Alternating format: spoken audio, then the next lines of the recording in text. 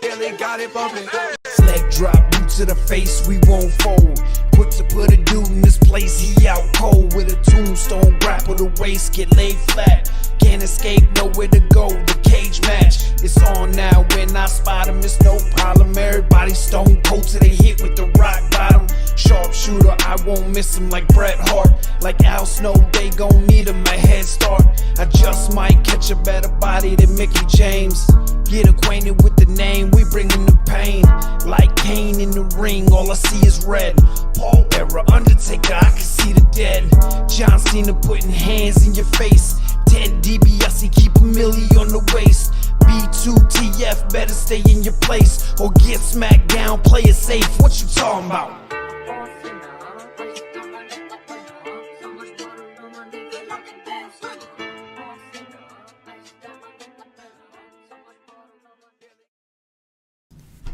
Welcome to another episode of Boot to the Face here live on YouTube and all your favorite podcasting platforms. I'm Chris Rucker along with your co-host EJ Reed, and we are here to talk about the world of professional wrestling. EJ, how you doing? I can't complain. Back on another Sunday. It's been a little minute, man. Yeah, I was a little under the weather last week. I guess it was residuals, if you will, from traveling, because my throat was a little messed up while I was in New Zealand, and then I came back here, and I don't know, the last week and a half, I've just been I hadn't had a sore throat, but I've had this cough and coughing shit up, and then when I get up and go to work, I'm fine, moving around throughout the day, but late at night, and then last weekend, it just hit me. I was like, I feel fucking awful, but I'm good now. Tabitha feels like shit now, so whatever I had, she's got it, and par for the course. My immune system is phenomenal, and usually other people's immune systems aren't, so it's hitting her a little bit harder than it hit me. So she's feeling bad now. I'm up and around and went to the gym this morning, went back to crunch, got a little lift in, so I'm feeling real fucking old and sore. But yeah, other than that, man, how you doing? I can't complain. I have a good immune system, so I rarely get sick. What you end up doing for St. Patty's Day? For actual St. Patty's Day, I didn't do shit. I just went to work and came home. Over the weekend, that was when I started feeling like shit, and I had to work at the bar. Doing all that shit and constantly screaming because it's so loud and live music and drunk people, and I just had to be 1,000 people there at one point. So that was rough on me, being sick and doing that. But yeah, we did that Friday night after work and all day Saturday. So I worked to open to close on Saturday. It was fun. It's fun to people watch, fun to do all that. I did inform the owner, Danny, who I'm cool with, next year, man, I can't do this again. We're gonna have to change my role. I can't just be the heavy lifting guy. I'm getting too old for that shit, I'm in management now at my job. I don't lift as much as I used to. I still do, but I can't be a fucking grunt worker anymore. I'm past that shit. There was one point where 20-something-year-old people are bossing me around, and I'm just okay, whatever you need. I'm I can't do this shit. 20-something-year-old people? Yeah, I mean, it comes with the job, right? What I was doing, they weren't bossing me around. They were the bartenders, and they needed shit, and they're okay. And in the bar industry, shit's go when it's real busy. So they may not have meant it to come off as they're bossing me around, but that's how that's how you take it after a while. It's who the fuck you talking to like that? And I'm oh, that's right. I'm here to fucking help them out. But that's not it, right? It's I was sore, and I just don't like doing it anymore. I like doing certain aspects of it, which is what I told him. And he's no, if you want to change what you want to do, we can talk about it, and we'd love to have you come fucking help out every year. So he was cool with it, and I'm cool with it. I'll find me a replacement to do what I was doing, and still go about it that way. So my service industry work isn't over yet. I was about to say you tapping out, but Nah. how long you been doing it? For like 5 years now? Yeah, it's been like 4 or 5 years I've done it. And I've done events in between too, so it's been a couple times. It's fun though, it's fun to people watch. It's just, it weighs on you, man. That fucking coming in the morning and working till after midnight, like, just constantly go, go, go. Then you stand around for hours waiting to do shit, and you can never leave, because as soon as you try to take a break and go somewhere, like 8 different people need you. So it's just stressful that I don't need my life anymore. I was about to say, they usually give you free drinks though, right? I mean, I don't know about give, but I just make them. But I mean, I also can't be drunk while I'm there. You know what I mean? Like I am working. Every now and then I might. So I happen to be working with the owner, Danny. He just purchased it this past year from the guy who was owning it before that. And the main 2 girls I was working with are the granddaughters of the guy that used to own it. So like they've worked a couple years, and as soon as I get there, she's like, "Chris, let's do Irish car bomb." I'm like, it's 10 o'clock in the morning. Like, I'm not doing no fucking Irish car bomb at 10 a.m. So all day it's like, let's take a shot. And I'm like, no, you're at work, but make it a small one. To make it small. So Usually come away with 1 or 2 wild stories about somebody being drunk or something every year. Usually, it didn't happen like that this year. It's it's fun, and hold on, I'm trying to adjust your screen a little. There was this one guy that's there every year. He dresses like a leprechaun sometimes, big old guy. He was drinking Michelob Ultras, the aluminum bottles, and every time he would finish one, he would bend it over his head and wear it. So eventually he had like 6 of them from his forehead all the way to the back, where it was like a Michelob Ultra crown. And then this other guy comes up to him, and I'm like, "Yo, I recognize you." And he's like, "Yeah, from last year, I think. I'm here every year." I was like, "No, I got a video of you on my phone." And he's like, "Do you?" And I fucking looked for it. And sure enough, last year on my Instagram story, that same day, it's those 2 guys. He's dressed like a leprechaun, and the other guy is acting like he's blowing them while they're getting drinks in front of me. And I showed it to him, and he was like, "Well, that's me." I was like, "Yeah, that's you, motherfucker. That's why I remember you." Let me guess. Both of the guys' skin colors. Yeah, they were Irish. Jeez. They were good times though. That's what's up. Yeah, man. I went out for St. Patty's, but nothing crazy. Went to this local place. They had green beer. That's always fun. But that's about it. Turns your shit green, I'm sure. I didn't check. I only had one, so I'm sure it didn't do damage on me like that. That's funny. I have an account at work where they order a bunch of kegs, and the following week when we go pick them up, they end up wasting like 3 or 4 of them every year because they put dye into the actual kegs instead of into the cups or whatever. And so nobody's buying fucking green beer on Thursday after St. Patrick's Day. Like, nobody wants that shit anymore. So they waste like whole kegs doing that shit. And then we got to go pick them up, and there's dye all over it, and you got to try not to get that shit on your clothes. It's annoying. They waste all that beer? Mm-hmm. They could donate it or something. Yeah, you can't donate alcohol. Who are you going to donate it to? Donate it to you. You're going to send it all the way to Missouri? I'm just saying they could donate it to somebody who wants to take it home. They put it in. I guess the keg can't fit in your refrigerator, but keep it in a trash can. And buy one of them big ass trash cans. Put some ice in it. Yeah, and just have it chilling. But I'm sure they could, if they wanted to. I'm sure they could like sell it to like college kids around, because it's a college like 10 minutes from there. They could be like, hey, $50. Just bring the keg back when it's empty. Yeah, exactly. I'm sure that's illegal also. So Yeah, fun times. St. Patty's Day. Yeah, I'd like to get drunk on a St. Patty's Day, but I'm always working. Yeah, it's usually always on a Tuesday or something, right? It's usually the actual day, right? No, It it's the rotates. 17th, I think. Isn't it the You sure? 17th? Yeah, I think it's just the 17th every March. I didn't So know it could that. I be thought yeah, it could be on any day of the week. Um, Speaking of things rotate, I'm old enough, EJ. You know how they do that shit online. I'm old enough to remember March Madness is starting right now.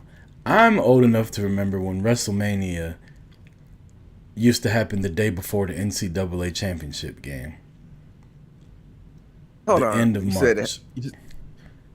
Yeah, I mean, some of my earlier WrestleManias, I remember it being in March. Yeah, One of my vivid ones was WrestleMania 14 when Austin beat Shawn Michaels. That was in March. yeah. Same with same It'd be with like 15. March 29th and shit like that. Now it's all the way at the end of April.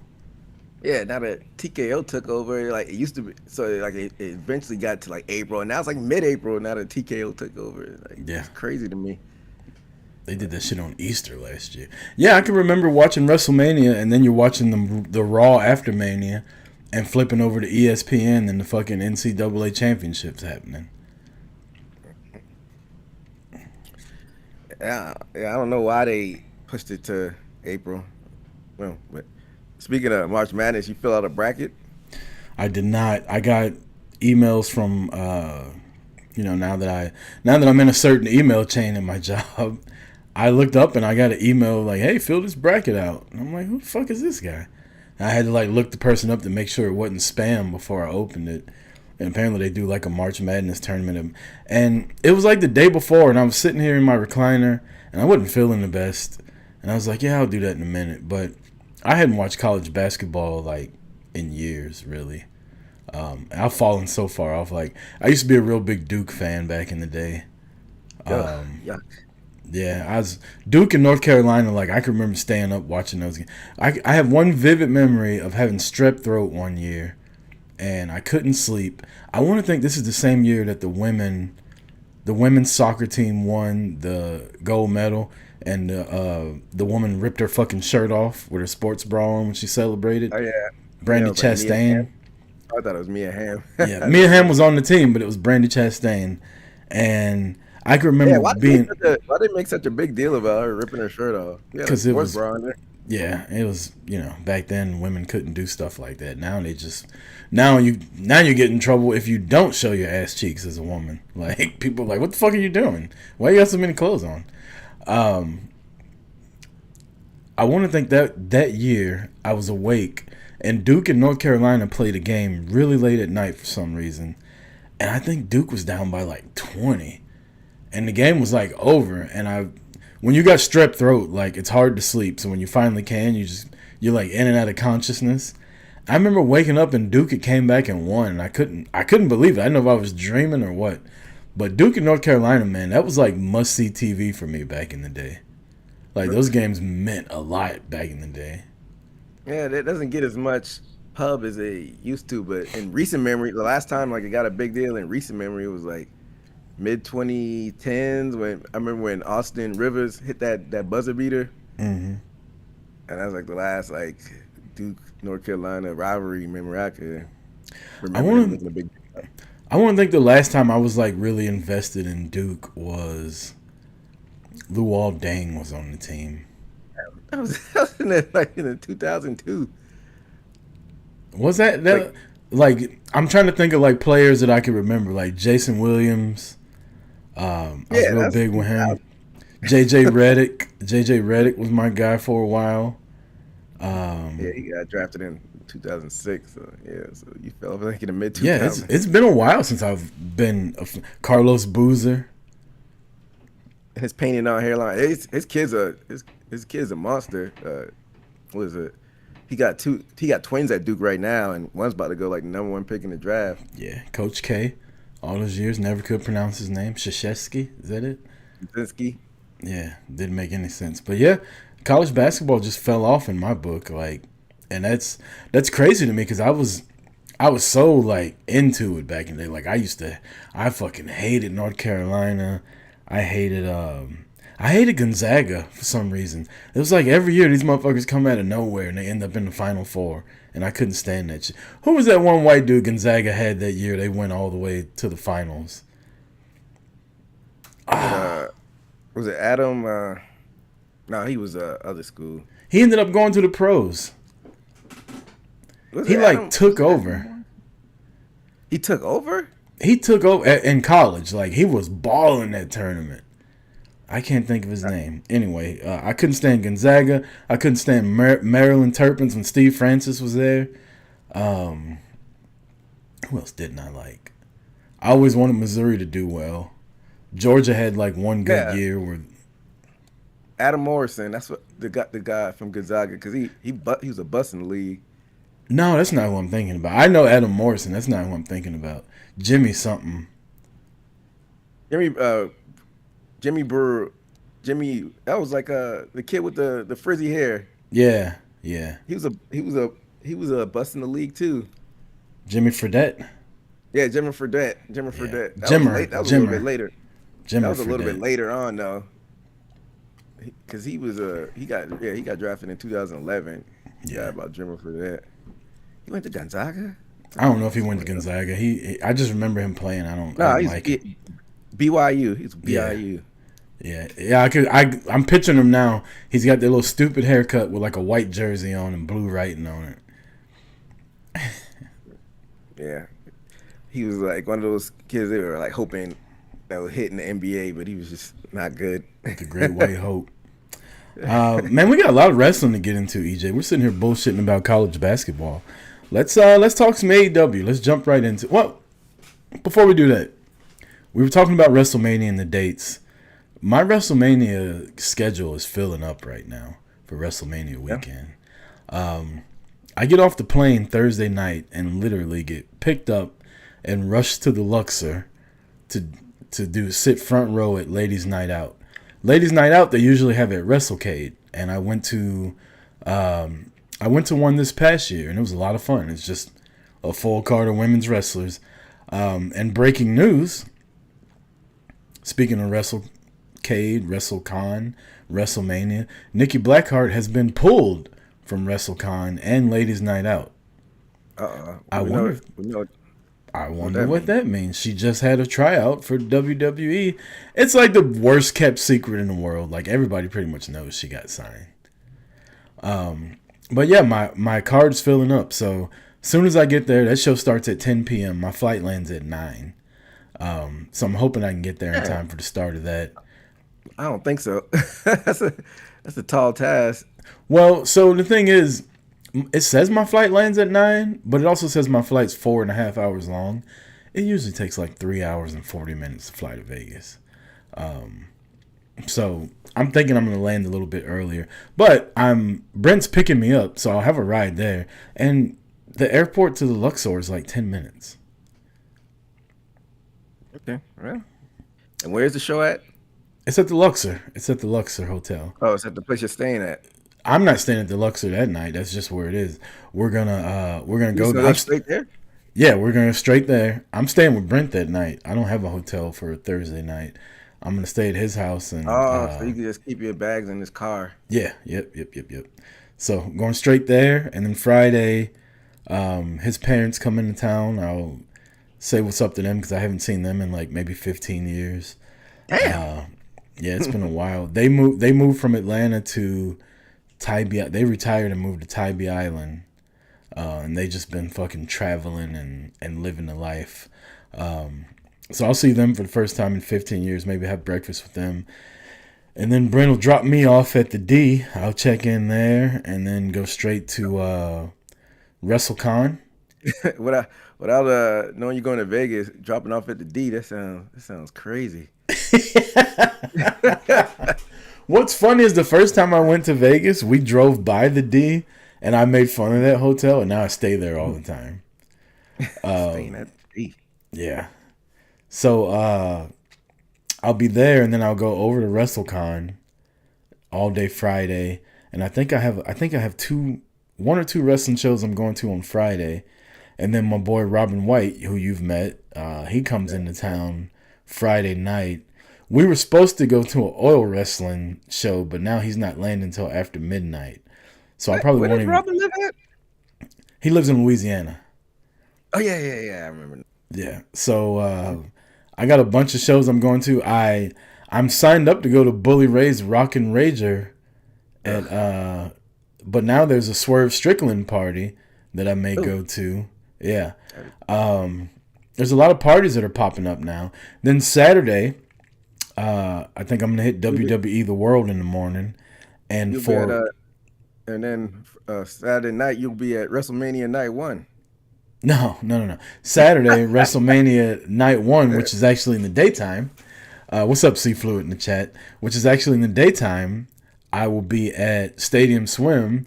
Robin White, who I just talked about, myself, and my dog Scott Gata, who Scott is, if you used to watch Trivomania on Talkomania, he won the trivia contest here.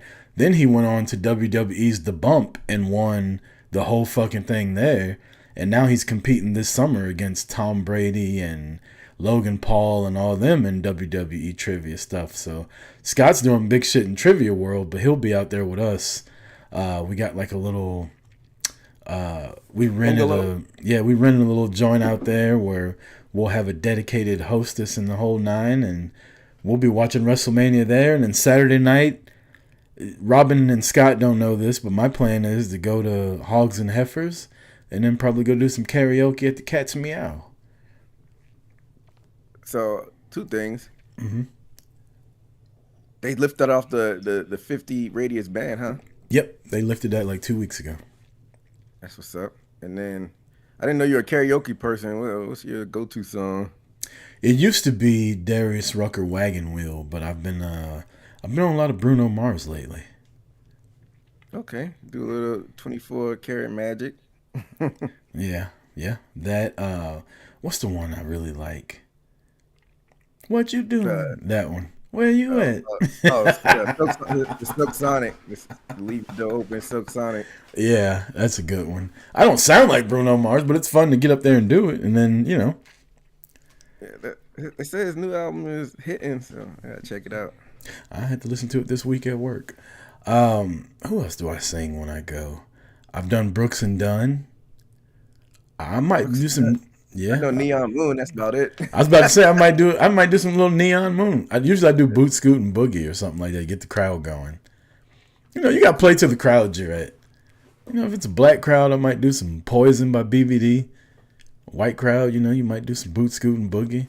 Mixed crowd, that's when you do the Wagon Wheel. Man, hey, got options, but yeah, it should be a good time. I didn't know Robin White was a wrestling fan. He's not. He's a Vegas fan. And me and him me and him have fun. We're in Vegas together. I'll be out there by myself, so he's finally gonna be by himself when he goes. So we'll get to go womanless and just go around doing, dumb guy shit. We might go blow some shit up somewhere. Go out and shoot machine guns in the desert or some shit like that. Who knows?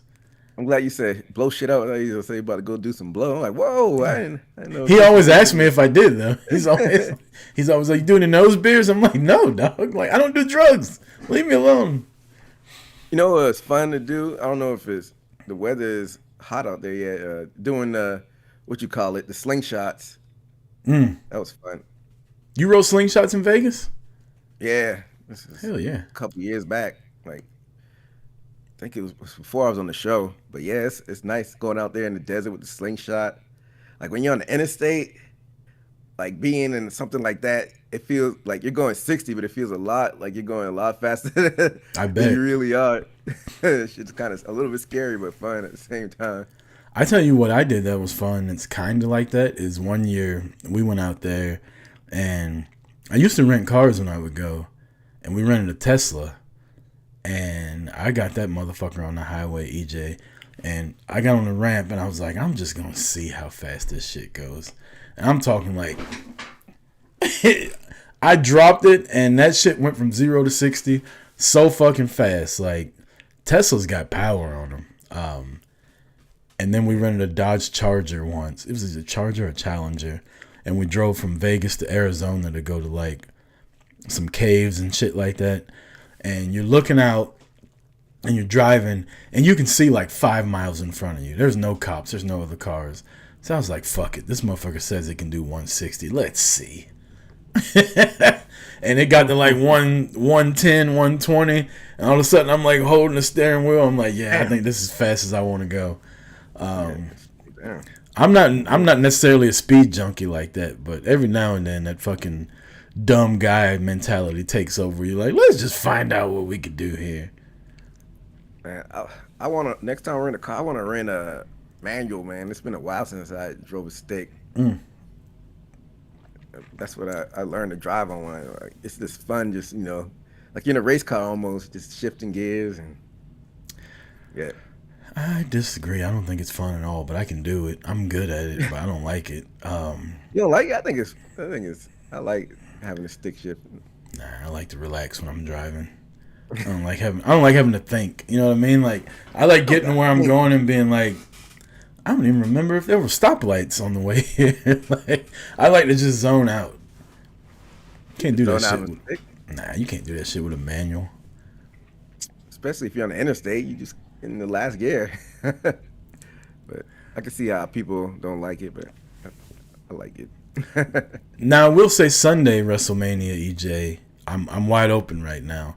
And if tickets continue to drop, which we've talked about, who knows? Your boy might pull up to watch Roman beat up CM Punk. And the more I think about it, as many WrestleManias as I've been to that have been 2 days, I've never been on Sunday. I always go on Saturday. Oh, you didn't go in Dallas on Sunday? No, I just went to Saturday, which was the better night. That Sunday was trash. I'm glad. I thought about it. I was there with my ex, and she was like, just get a ticket and go. Because tickets dropped like crazy. Like, I think I could have gotten a building for like $75 that year. And I was like, no. Miss Brock and Roman. Yeah, I didn't miss much. Didn't Roman get hurt and they had to like end the match early or something like that? Yeah, I don't remember. It's like 4 years ago. But yeah, I didn't go that time, so we just watched that in the hotel room. Just had a memory of, never mind.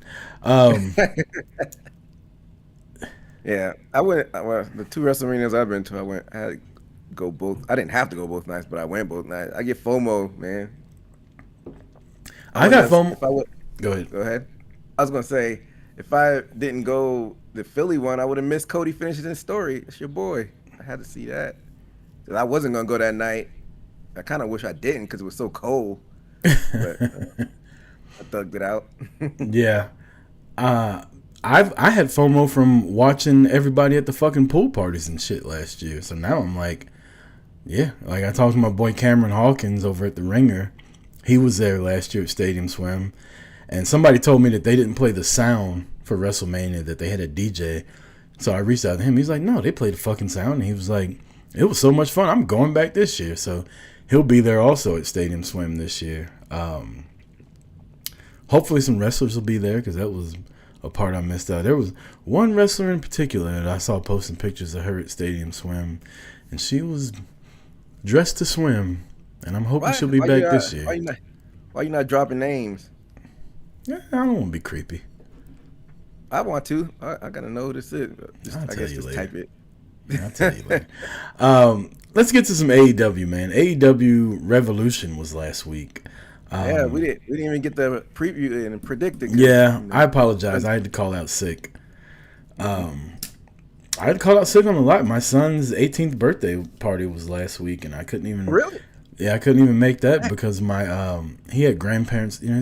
His grandparents are getting old. Like his great grandparents are getting older, and his great grandparents still alive, huh? Yeah, well, I didn't want to. Your grandma's still alive too, so yeah, I didn't want to pass anything to anybody and get anybody sick because I didn't know what I had and what I didn't have. So it was like I came over.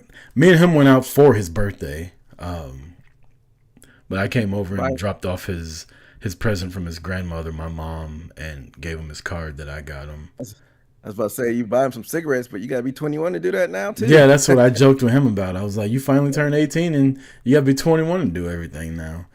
Get a lotto ticket. Yeah, so I had to call out of a lot of stuff last weekend, but yeah, AEW Revolution was there, and I'm not gonna lie to you, man. The card was really good, and then 10:30 hit, and every time I think the main event's about to start, another match happens, and I know this is something that we talk about all the time and we harp on, but it's like this needs to be on a Saturday night, or it needs to start earlier if you're gonna. I want to say this: I have no issue with Tony wanting to have 13 matches on the pay-per-view. If you're going to ask people to pay pay-per-view prices to get in the building, you're going to ask people to pay $60 to rent it on pay-per-view, I have no issue with you giving people their money's worth. The issue is, on a Sunday night, your main event should not be ending at 12:50 a.m. Eastern time in America. Well, you came with a different angle that I thought you was gonna come on, because I thought you were gonna complain about the match length, pay-per-view length. But we know this is who Tony Khan is. Nothing's gonna change. Everybody's been asking him for years.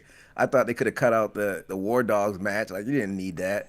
But you came up with a good idea. Why don't you just start at 5 p.m. Eastern time or 4 p.m. 6 o'clock. If you're gonna do it on Sunday, because for some reason when it's not football season he does Sundays, but during football season, because of the Jags, he does Saturday. Like, I don't know why he doesn't just want to keep it on Saturday year round and just have it, just be uniform like that. But yeah, if you want to go Sunday, why not start? Like, I like when it starts early. Like, you have even like the noon pay-per-views. Like, I don't even mind those ones. Man. Like when they were in Saudi Arabia. Like, yeah. So I don't understand why you're not going to start earlier, since you want to give people their money's worth. I know I'm in the minority, but when WWE does those PLEs and they start at like 5 a.m. over here, I fucking love it. I wake up, make me some pancakes, get me a Bloody Mary, because I'm a big British Open fan for golf, right? So on the weekends, I love fucking waking up at 5 a.m. watching golf, and by the time the tournament's over, it's 10:30. You got the whole rest of the day. That's why I love Mania in Vegas. Like, it starts at 2:30. It's gonna be over by 8 o'clock. 8 o'clock in Vegas. You still got the whole fucking night ahead of you. But anyway, we're talking about AEW.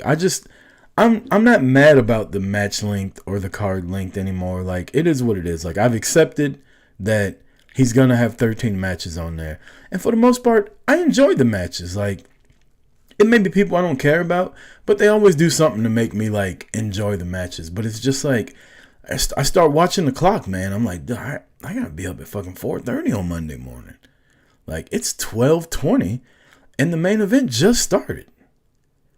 And then you start dozing off and you start missing shit. Like, I shit you not. At one point, I'm like, did I just see MJF shoot this motherfucker in the cheek with a syringe, or am I dreaming? You thought you were dreaming that part? I had to get on Twitter to make sure that that's what I saw, because I kept falling asleep, and I'm not being disrespectful towards the match. The match was fine.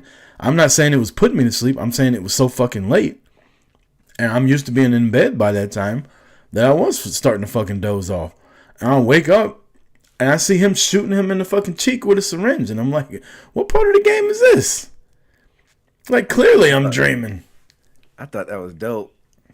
For the most part, I hadn't heard a lot of people complaining about it, except this one show I listened to. They were like all up in arms, like, this is past the point of wrestling. Like, they don't need to be doing shit like that. Like, we already opened Pandora's box. It is what it is. I mean, it was kind of past the point of wrestling. Like, I didn't see the point in it. Like, it's not like he shot it into his cheek. He just put the fucking thing through his cheek. And also, like, why? You know what I mean? Like, that's not gonna help you win the match. You're just doing shit for shock value. Didn't Swerve do that to Hangman in that death match they had? One of them did. They were drinking each other's blood and shit. They were weird. But, you know, like I said, that's honestly, that's the only complaint I have, is just, let's move the pay-per-view up a couple hours at start time. Like, that's it. Because if you move it up 2 hours in start time, now we're finishing at 10:56 instead of 12:56. That's a big fucking difference, man. And then the crowd, they're dying too at the end. You know what I mean? Like, they've been there 5 hours and it's after midnight. Well, in LA, I guess it was, 9 something, but they've been there all day. Like, I don't know. Seafood in the chat says, I'm sorry, I'm read this comment real quick. This past AEW pay-per-view was entertaining. Question: do you gentlemen think Revolution will be more entertaining than this upcoming WrestleMania? I'm gonna sound like I'm a AEW show, but so far, I'm not impressed with the WrestleMania build-up outside of something we'll talk about later. A fun match that got Chris Rucker excited. But besides that, like I'm like, maybe they could pick up the pace in the next couple weeks to get me more excited. They hadn't really announced all the matches yet. They've been real slow at doing that. But I don't know, man. That Revolution pay-per-view was really good in my eyes. I'm gonna ride the fence, and I'm gonna give you an answer you probably didn't want. AEW's wrestling at Revolution is gonna be better. Not to say WWE wrestlers can't wrestle, because they can. When they want to, WWE can put some matches on. But I think let them wrestle how they can. Yeah. For some, they got like the certain style the producers want them to wrestle. I think the wrestling for Revolution will be better, but I think the moments for WrestleMania will be bigger. WrestleMania is going to be way more grandiose, and Revolution's not AEW's biggest pay-per-view. All In is, but even putting it up against All In, I don't think the presentation of All In is going to be nearly what WrestleMania is going to be. WrestleMania is just a different vibe, man. WWE, the one thing they do right, they produce WrestleMania correct, and they make you feel like it's the most important fucking thing in the world. And then they give you moments every WrestleMania. So I think I'll remember more about WrestleMania. Like, honestly, if we were to go off the top of my head, I probably can't remember who won what at Revolution. That was just last week. But we'll be talking about shit that happened at WrestleMania for years. Let's hope so. Let's hope so. Because 41, we were there. I guess we'll remember Heyman siding with Rollins. Yeah. And then I remember Jay winning, but it didn't lead to anything. So it's like, it was a big moment at the time, but it didn't go anywhere. So now it's like, did it even fucking mean anything? Like, looking back on it now, it's like it was at the time, like, the feeling in the building was dope, even though it was odd how he won. But looking back on it now, it was a shitty title reign. But at the time, I was like, fuck yeah, look at this. A tag team guy won the Royal Rumble, came up out of the bloodline, and became World Heavyweight Champion. Like, even though his reign was shit, I do still think that was a big deal. And then the match to close out the weekend is more infamous because people remember Travis Scott coming down and then nothing shit happening after that. So, but I get it in the grand scheme of things. You know you get those WrestleMania moments, especially 40. Like, everybody remember that forever. Yeah, there'll be a lot of shit at WrestleMania. But let's talk about Revolution. You had the match with Toni Storm and Mina and Marina Shafir. Toni Storm bit this woman's titty. You know who makes moments for AEW is Toni Storm. Toni Storm is really good at creating moments that you're gonna remember while she's doing really good wrestling. Bit her titty, rolled her up, pinned her with the big package, runs out of the ring. Ronda Rousey comes down. There's a face-off, and now it's announced that Toni Storm will be out of action for the rest of the year. Unfortunate. I haven't seen anything on what the injury is that she suffered or what it is, and I'm just, reckless Rucker here speculating. Like, did the juice get loose?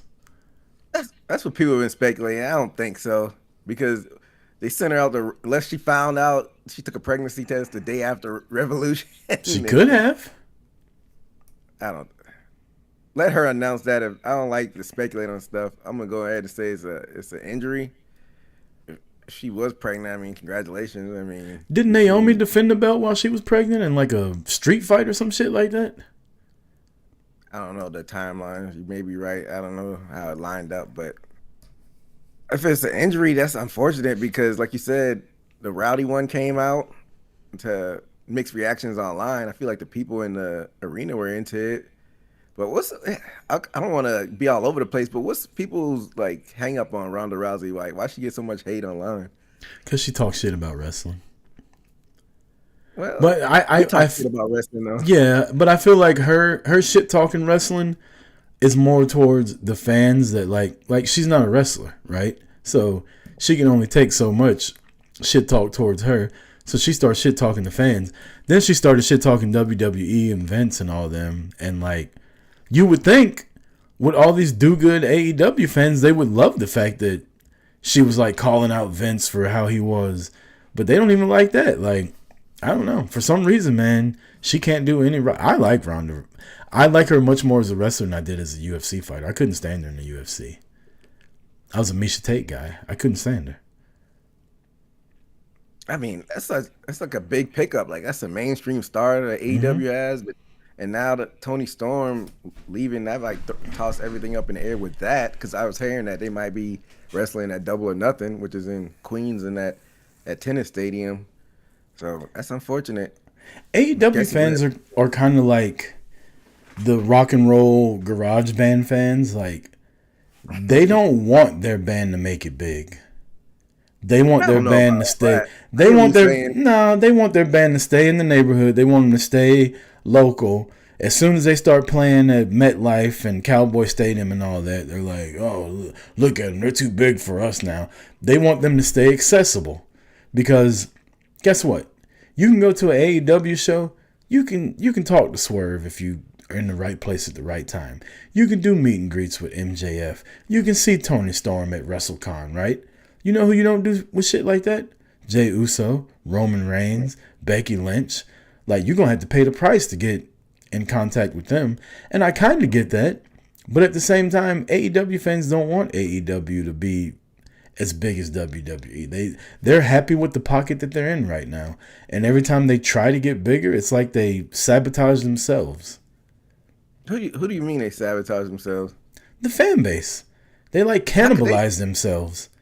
How could they sabotage this the company from getting big as WWE? Sabotage was the wrong word. They like cannibalize themselves. They start fighting with each other about where the company should go and shit like that. When if you're a fan of the product, you should want them to be as big as possible, and I don't think they do. I get it in the sense you want things to pick up and you want attendance to be up there, and so I agree with that part. But I don't agree with I don't want them to be like a publicly traded company because we see what happens once they sold the TKO and ticket prices. So I get it. You want the company to be as mainstream as possible, but I don't want them to be corporate as WWE because then we won't be going to wrestling shows anymore because the ticket's going to be too high. Can't be all elite. But yeah, the Rousey and Tony Storm thing, I was excited about that. And that's unfortunate news about Tony Storm being out of action for the rest of the year. So now, if Rousey signed, like, I don't even know where it goes from here. Only thing I could see you could pivot it would be just as big, but it would be like almost you can't make Rousey a face at this point. It'd be heel versus heel though if you had her do something with Mercedes when Mercedes pops back up. Because I heard she's been dropping belts on the indie scene. I don't know. You probably got more of official results of that. How many belts did she drop so far? She just dropped 2 more last night at Rev Pro. Last night? Yeah. She lost 1 match and dropped 2 belts at Rev Pro last night. What's coming? People are going to be so mad when she comes in. Whoever has the AEW women's belt, we all know the storm is brewing. Yeah. She's about to come in. Destroy somebody. I don't think it's going to be Tekla though, so I don't know who's going to be like the transitional champ. It'll be Willow, I think. Willow, you can't do that to Willow. I can see that. Willow at dropping it, like Tekla causing Willow the TBS belt and then Willow getting it at Double or Nothing. I don't know how they're going to get there, but I do think it's going to. If you're looking at the best women's match you could have with Mercedes at All In, and the one person that she just can't seem to beat, and she's on this loot, like, the story's right there. Like, Willow's beating her. She beat her for the New Japan Strong Women's Championship. She beat her for the TBS Championship. Mercedes just can't seem. She beat her in the tag team tournament. Mercedes just can't seem to beat Willow. So the story's right there. Who did Mercedes take the TBS belt from? She may have taken it from Willow. That's what I think. That's how I thought she took it from. All right, never mind. Fuck it. Ball that paper up and throw it away. Never mind. No, but you can tell that story. That you know, they're like 1-1 in AEW. They're like 1-3, I think. Willow still has a winning record versus Mercedes, which most people don't. That's kind of what I don't see a bigger match. Like, you got Bane as the tag team champion now, which I need to touch on that before we get out of AEW. I don't see anybody else that would put on a match with her like that. Yeah, it probably have to be Willow. But then we fantasy booking. Then Mercedes have to win the Owen 2 years in a row. Yeah, Ospreay's gonna win it again. He never won it, did he? I don't know. I'm just making shit up now, I guess. Because Danielson won it, and then Hangman won it last year. And the year before that, they weren't even doing a title shot. It was I think Adam Cole. Yeah, Adam Cole won it. Adam Cole and Britt Baker. Yeah. Ospreay hasn't won it yet. I just touched on it. Megan Bayne and Lena Cross, is that her name? Yeah. They win the tag titles, which I have zero issue with. I like when they actually give tag teams a name, the Divine Dominion. I like that name. What's your issue with it? The issue I have is, and I guess it's a nitpick, but it's something small, but it's really not. Willow was injured, right? She was injured going into the match, or am I crazy? Wasn't she injured going into the match? Like, she had gotten hurt. I like that. I like how they, she defended the TBS belt on the pre-show. And got hurt. It was a fake injury, yeah, kayfabe or whatever. But she's injured, right? Okay. Yeah. So my issue is Megan Bayne and Lena Cross are supposed to be this huge, ass-kicking Amazon women. You're fighting, no disrespect to her, Harley Cameron, and an injured Willow Nightingale. Mm-hmm. This should be a squash match. This should not be 50-50. This should not be a struggle. This shouldn't be fucking, 4.5 stars in the Tokyo Dome. These women should come out and just beat the fuck out of both of them and take their titles from them. Because you're trying to get them over as two ass kickers, and yet they injured the woman in the pre-show to get the advantage, and then when it's time to take advantage of the advantage, they couldn't even do that. They still struggled with them, and I didn't like that. I thought they should have came out and just beat the shit out of Harley Cameron, and then when she tagged Willow in, pinned her. Like, this match should not have went 5 minutes. If you're gonna book an injury angle, book an injury angle. I kind of agree with you, but I don't think it should have been a complete squash. Like the semi-squash where like they beat the shit out of them in the beginning of the match, one hope spot, and then they just squash them, right? I think it should have been something like that. It was a little bit too much of a struggle, like you said. But yeah, I mean, like you said, just because they're beast of women. Clash of the Champions, 1992. Sting goes to the hospital because he got his knee fucked up, and he's got a United States Championship defense against Ravishing Rick Rude later in the match. He's about to be counted out. He's coming down the aisle. Is he going to make it in time? Rude meets him on the fucking aisleway. They start throwing hands. The crowd's going crazy. Sting picks Rick Rude up over his head. He military presses him.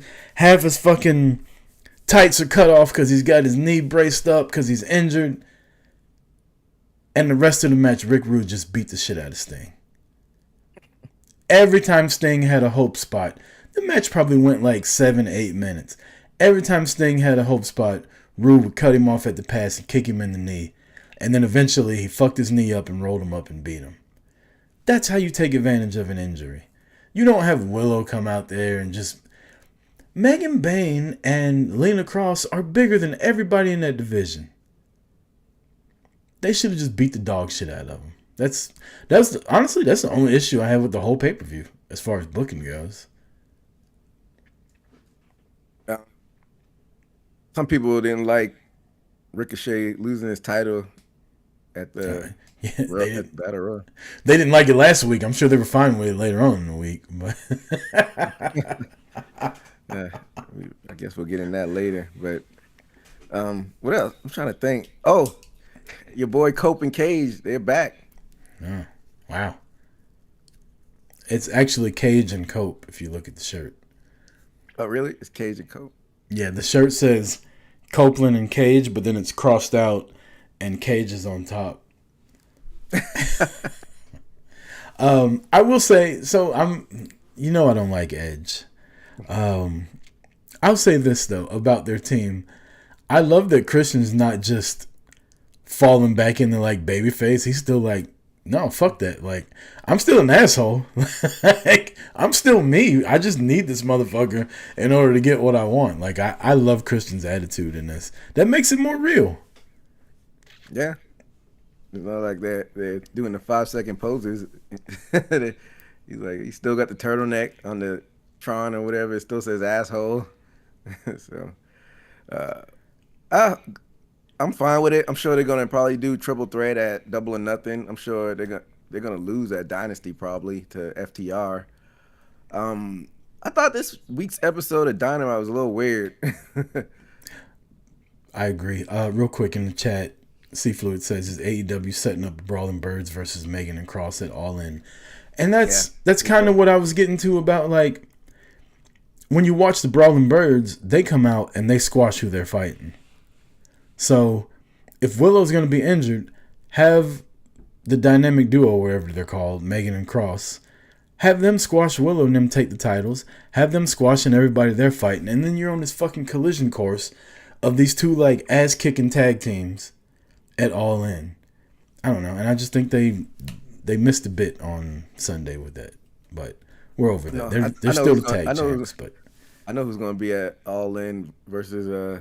Megan Bain. It's gonna be the Inspiration versus Megan Bain and Cobb. They just got their ass kicked by the Brawling Birds, and it was iconic. Yeah, and been on TV since. Yeah, we'll see him in ROH soon, I guess. What were you? Sorry, before I fucked up your thought with the chat comment. What were you talking about? Oh no, they just like Cage and Cope close out the Dynamite, which I thought was weird. Yeah, Dynamite wasn't. I feel like they missed the ball with Dynamite this week. You had a huge Revolution pay-per-view, and I don't know if the arena wasn't mic'd correctly, but it felt like the crowd was dead. Or am I crazy? Nah, that Fresno crowd was not good because I was watching Collision too, and they shot Collision there too. Maybe Fresno's not a wrestling town because they're pretty dead. Like, the thing that gave it away for me the most was after Darby beat your boy in the coffin match, and he's like, I'm coming after the AEW world title. It got no reaction.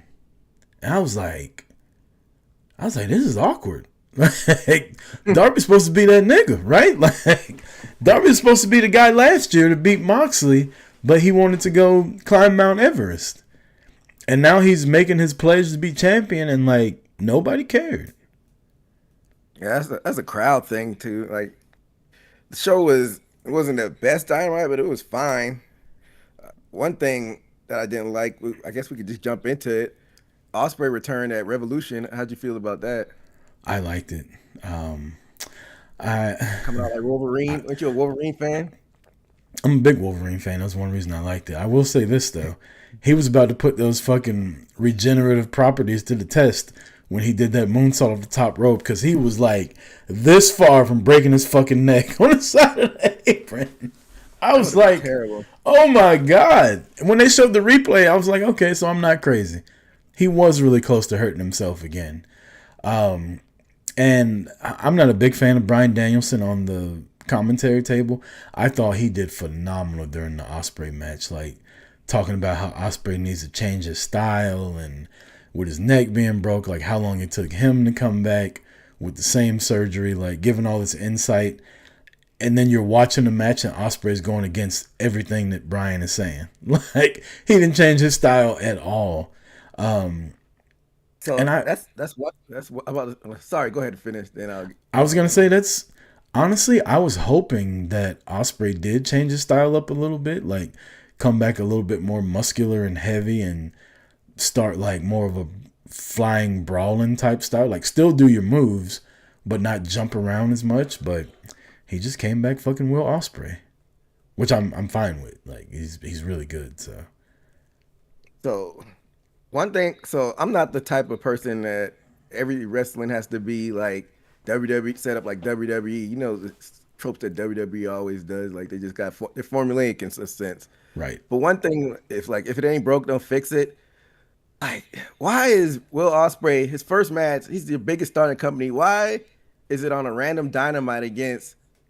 No disrespect to Blake Christian, but he's essentially an enhancement talent. Like you build that up to Dynasty, have him come out and do a promo on Dynamite, and then build up his first match being back. Like I didn't even know he was wrestling on Dynamite. Like that's your biggest star. Like why is he wrestling this random match in Dynamite with no fanfare? I will agree with you and I'll disagree with you.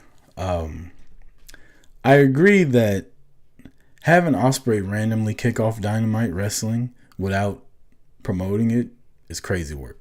Like, it's literally malpractice of trying to make your business grow. Why would you not tell everybody, hey, the guy you've wanted to see wrestle for the past 8 months that's been on the shelf is about to wrestle? Why would you not tell people that? Going against Blake Christian, I don't mind. I actually liked the story of it. I liked how they were talking through it. I liked that Blake Christian in a regular match probably wouldn't last this long with Ospreay. But he's got ring rust. His neck's a little fucked up. Like, they were playing, they had storytelling in the match, which AEW doesn't normally have. So I was with that. Could they have used a bigger player than Blake Christian? Maybe. But Blake Christian was getting his shit in. And I ain't gonna lie, I like Blake Christian. Him and Lee Johnson. The Swirl. I like that tag team. And Blake Christian's fun to watch in person. If you ever go to an AEW show and like ROH is there, like he's real good at working the crowd. I didn't realize he could move around the way he was doing though, because he didn't show that shit when he was in Atlanta. You know who they remind me of, the Swirl? Not in physique wise. Remember the tag team in WCW, High Voltage? Yeah. They would always be on like Saturday night, and they'd be randomly on Nitro, basically getting squashed. But they were always around. You always saw High Voltage around. High Voltage, danger, High Voltage. That's what the Swirl reminds me of. Like, that's funny. They're better than High Voltage though. Yeah, and in ring, of course. But I'm just saying, like they're on that level. Yeah. But yeah, I hear what you're saying with Ospreay. I do think it just makes no sense not to promote that he's gonna, and he kicked off the show too. So like, if you turn the show on late, you've already missed it. Yeah, because I heard his music because I was watching live. And I heard his music, like, what? He's wrestling. I didn't even like, because I'm not big on Twitter. I'm sure maybe Tony announced it on Twitter, but like, I don't know. I didn't feel see like it. He should, even if you wanted his first match to be on TV, why not do it next week? Like announce it on the show. Ospreay's coming back. Let him. Go ahead. Even if they did announce it on Twitter during that pay-per-view, like after he came back and made that, and it may have been, like I said, I was in and out of sleep, but multiple times, fucking Excalibur promotes shits all the time. Multiple times he should have said, fans, and do not forget this coming Wednesday on Dynamite, the in-ring return of Will Ospreay. Like, that should have been put in our head like 5 times. They definitely didn't do that during the show. It is what it is, Yeah. Nothing's going to be perfect with the company. And that's True. One miss, I think. Let's get to the main event. Hangman Page loses to MJF in a what's the name of this fight? Texas Death Match. Hangman no longer gets the challenge for the AEW World Title as long as he's in AEW. So AEW wrestlers are now 0-2. So what's more likely to happen? Hangman turns heel and says, I don't give a fuck about that duck, and goes against what he agreed to, because in the post-match or the post-show scrum, Tony Khan said, well, it wasn't on paper, but it was a handshake agreement. So does Hangman turn heel and say, fuck that, I want the world title anyway? Or is he going to WWE? What's more likely to happen? Well, it's a third option, but one thing before we get it, what I think will happen, what's up with fans like being like 10-year-olds? They're like, this is the worst thing out. He can never challenge for the belt again. Like, this isn't wrestling. Like, it's like people don't have a pen that could just change it. But what's wrong with people? What's wrong with people buying into the product, man? That's the fun part. Not like nerds. Like, this is like people like actually think that he can never challenge again. Yeah, that's how you're supposed to watch wrestling. You're not supposed to watch it like, oh, well, we know they can easily just change it. I think we're jaded. EJ. I think people that watch it and like wrestling's a TV show. Like when you're watching fucking Law and Order or The Pit, you know, which my girlfriend's watching, or The Mandalorian, you're not watching it like, oh no, like Mando's trapped and he's about to die, but there's 2 seasons left, so I know he's going to live. No, you're like invested in what's happening right now. And I think in wrestling, us fans are too fucking smart to enjoy what's actually happening in front of us. And we're like, oh, well, we know his contract's running out, or we know he just re-signed the deal. Like, clearly this is going to happen. I think we do that too much instead of just fucking enjoying what we're watching. I get it if you're buying into it from like a story standpoint, but like you have like some podcasters and radio show hosts talking of it like from like a real perspective, like this is going to be the downfall of their company. Like it's a story. It's clearly a storyline. They're like, this company's never going to be the same again. Like, I disagree with you. I think it is going to fuck the company up. Like he's their biggest babyface, and he can't challenge for the world title. And now you have to make some convoluted shit in order to get him to challenge for the world title now. So you have to go against why do that? Why even put that as a stipulation? If to shake things up. If 2 years from now you're going to have to go against it, and now you've booked yourself into a corner, as they say. Who cares if you go against it? Then why do it? Just do something different. I think they want to go back and do what they were trying to tell with Cody, but now they can do it with Hangman. And you asked the question earlier, is it more likely that he turns heel or go to WWE? I think it'd be more likely he turns heel, but it's another thing. What if like you have like a heel champion Swerve or something that like, fuck that. I want you to challenge for it. I don't give a fuck about they do something like that. You don't have to necessarily turn Hangman heel. You could have like the heel champion, like break it or whatever. So now we got dumbass baby faces and dumbass heels. Because if I'm a heel and the one guy that I think can beat me can't challenge for the belt, I'm not going to challenge him. I don't give a fuck if you can't fight for the title. That's your dumbass fault. Sucks to be you. Or like we see MJF do it all the time, but have somebody else do it. Like remember how MJF has his opponents jump through hoops? What if somebody does that for Hangman? Like you do this and this and that, and you could finally challenge for the title. Nah. If I'm the champ, ain't no hoops to jump through. You said you couldn't fight for the belt no more. Sorry. I'm about to defend this shit against Blake Christian.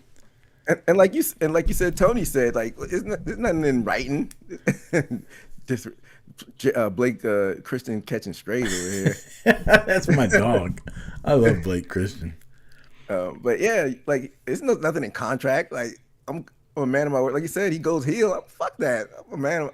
Nobody wrote this down. Who stopped me from doing it? Once a heel Hangman. So I'm interested. I'm curious to see. We're over here talking about it, so I'm interested to see how they get around this because I don't think he's going to WWE. How long is he supposed to be out? I don't know. They say he's taking a break, so that's another thing. Like, this is good. So he's not like you're like in a indirect way, not having him be like the Cody and hogging the belt. You can have other people have the shine while this stipulation is on. So I like that in that sense. I don't know how long he's out, but another thing I liked MJF's promo on Dynamite. That was a good way of having him do a promo, not having to come out. How'd you feel about his promo on Dynamite? Who's that? MJF? Yeah. It was all right. It was your regular MJF shit. I ain't gonna lie, I'm kind of over MJF. Like, he's not. Really? He hadn't like evolved at all. It's the same old shit. He's just older. Yeah, he's still the same character, but I do like this reign just because, like we said, we like how everybody wants the title. I like the story around him, even though he's the same old. But I like how everybody wants the title. And Swerve said, apparently, I'm the number one contender. Yeah, I didn't get that either. Like, Omega said Swerve was the number one contender. And now Swerve's like, oh, unbeknownst to me. Like, how you gonna come on TV and call out the writing and say, unbeknownst to me, I'm the number one contender? Man, if you don't shut the fuck up. Like, so now you got Swerve fighting Omega for EVP status, which I thought had already happened, but apparently it was just to remove the Young Bucks from power when Ospreay and Swerve fought the Young Bucks. Yeah, But they had nothing to do with Kenny.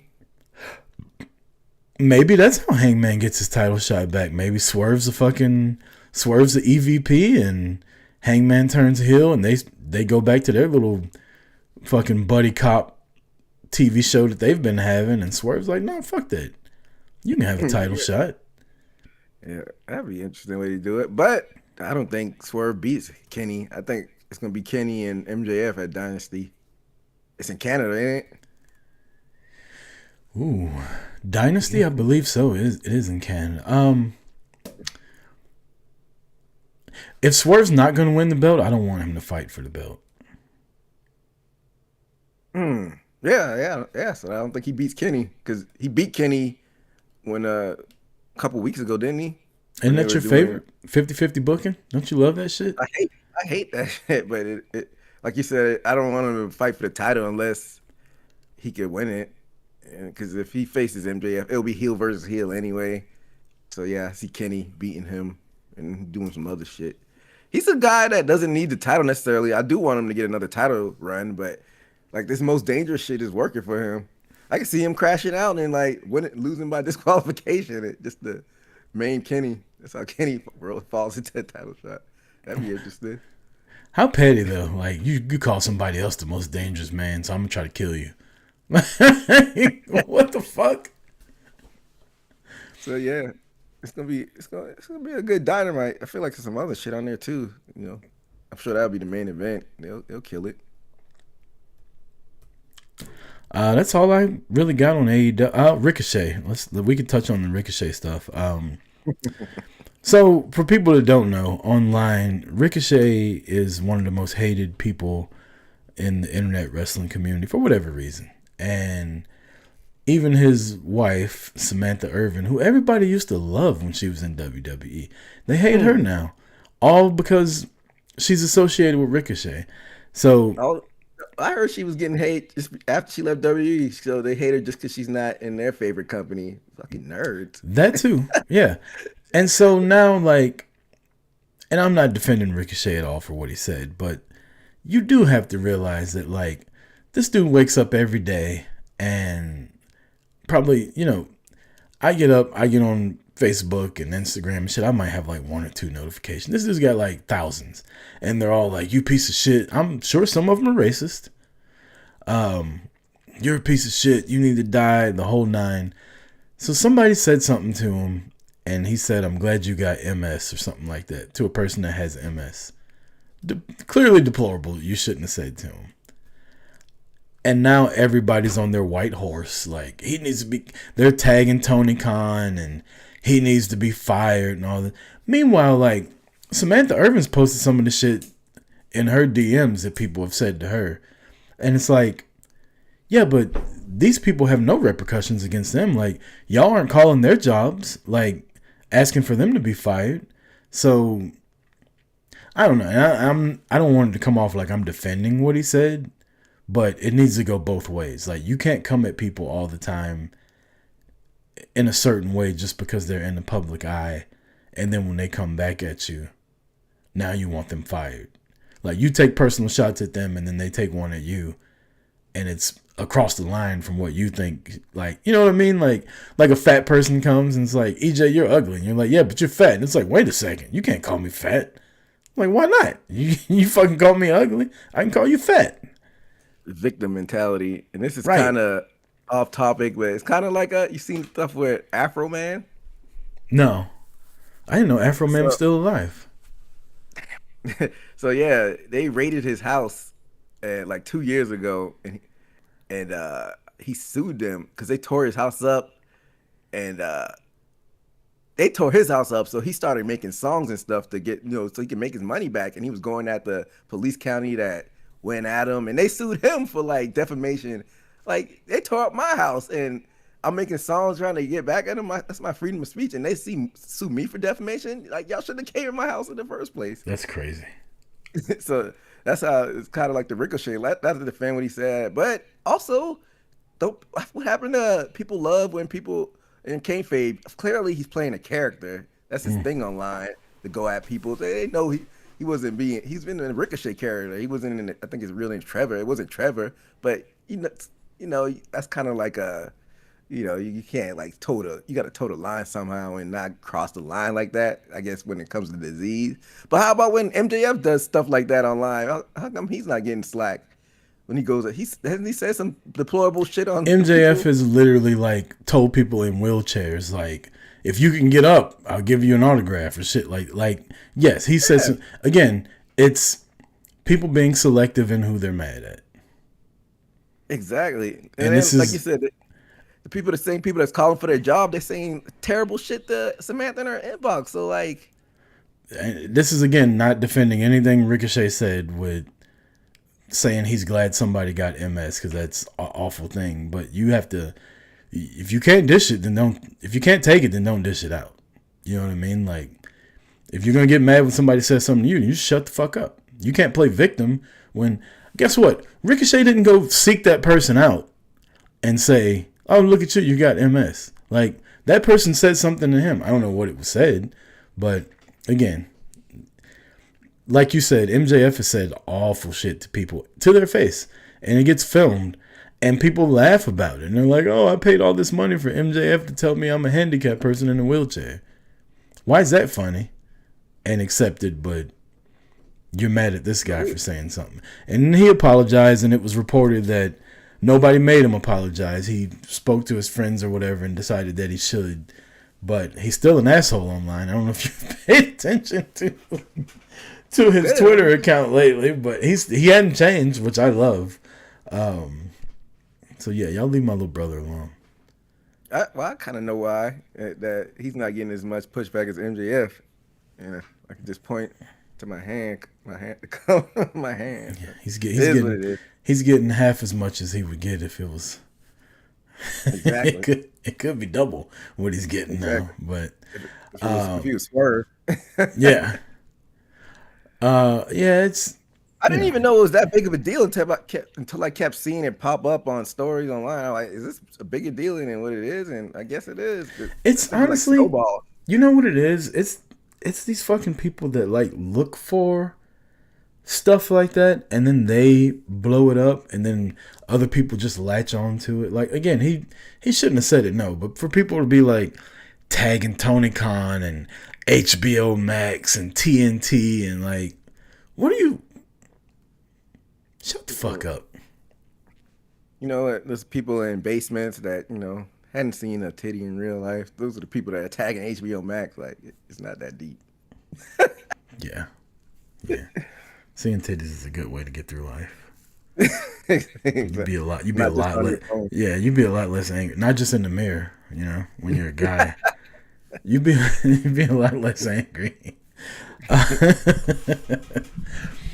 Let's go across the street now to WWE. We had a lot going on this past week.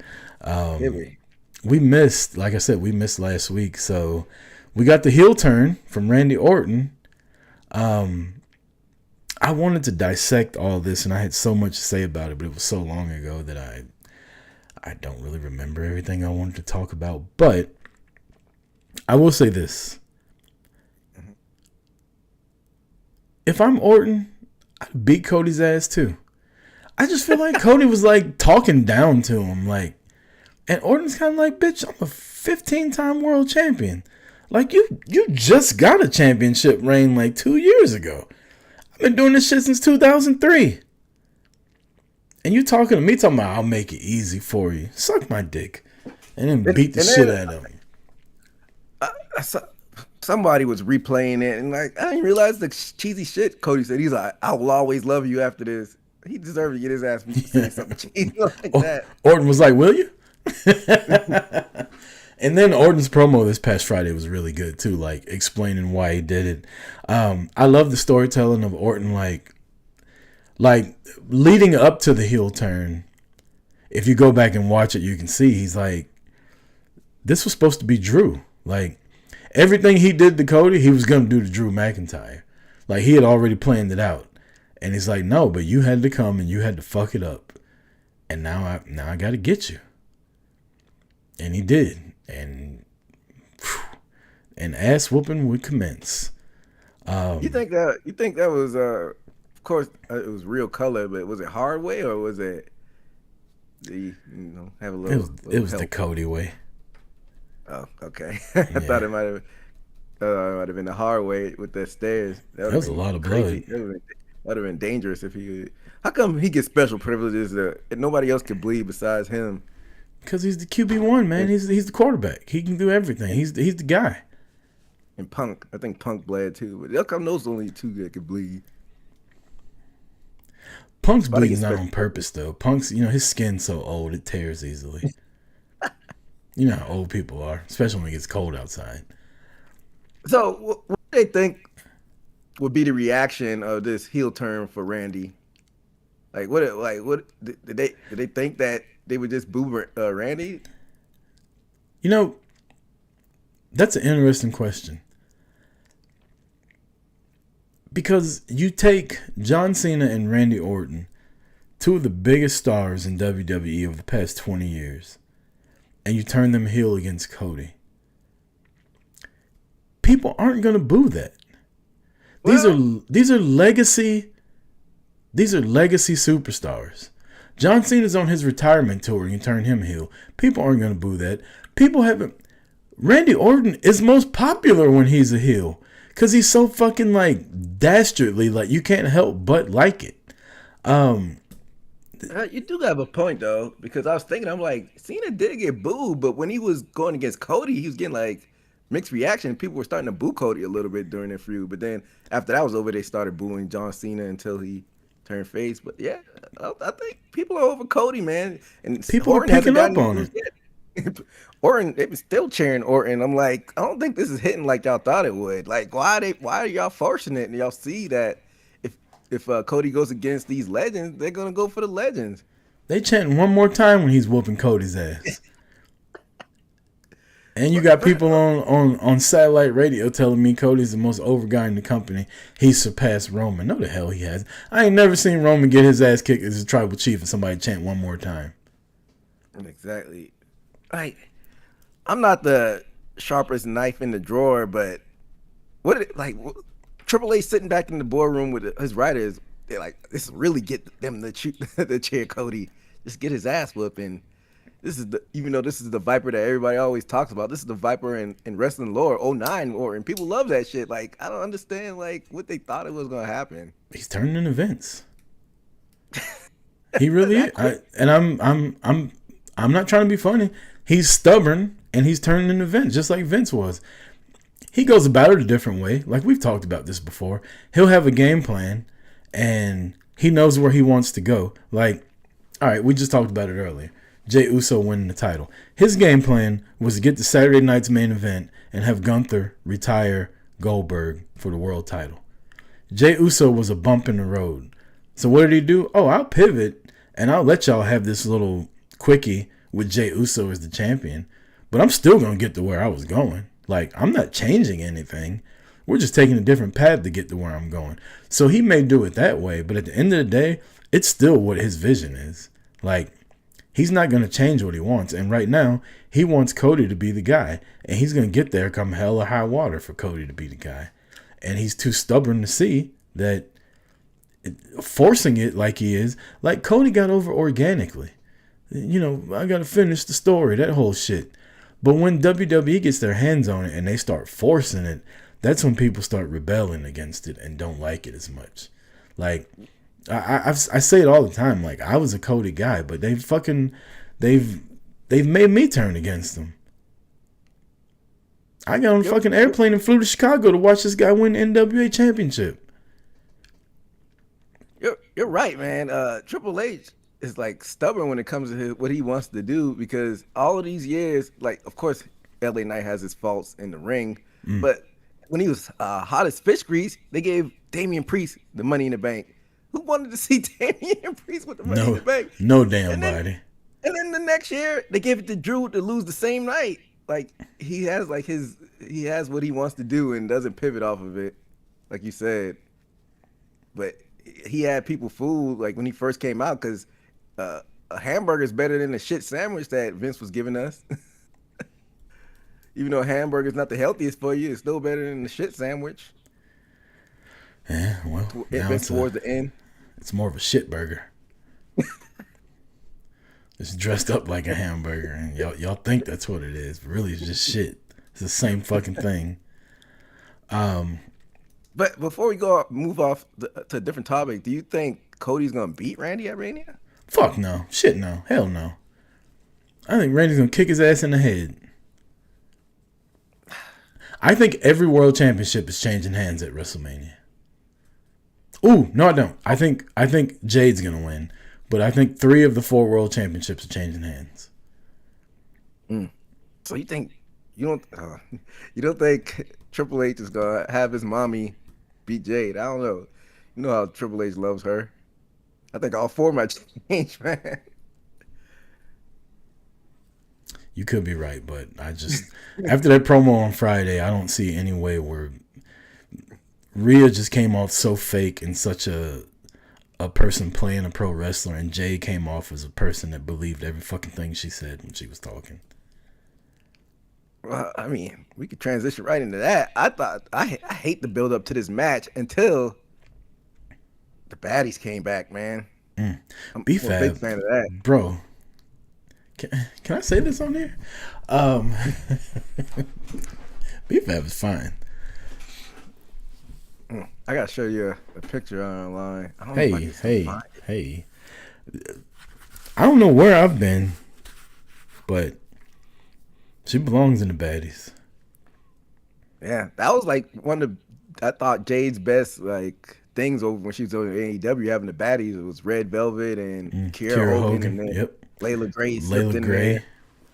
So I'm glad that she's getting herself a faction in WWE, and they don't really do anything with Mia Yim and B-Fab, so this is good for them. I thought it was cool how she would have the baddie section with like fans showing up, and she would have like a spot lined up for them, and she would give them tickets to come out. I thought that was cool. That was a good way to do like fan interaction. But just getting to the match with Rhea and Jade, or the promo, I don't know, man. Jade just looked like Rhea looks so small compared to Jade. Yeah, I mean, even though people usually say Rhea is like a big, I don't want to say big man because that's what we call men. I want to say big woman. It sounds like we calling them big, but like built. I don't even know how to describe it. Like Raquel. What would you describe Raquel? Amazon. Powerhouse.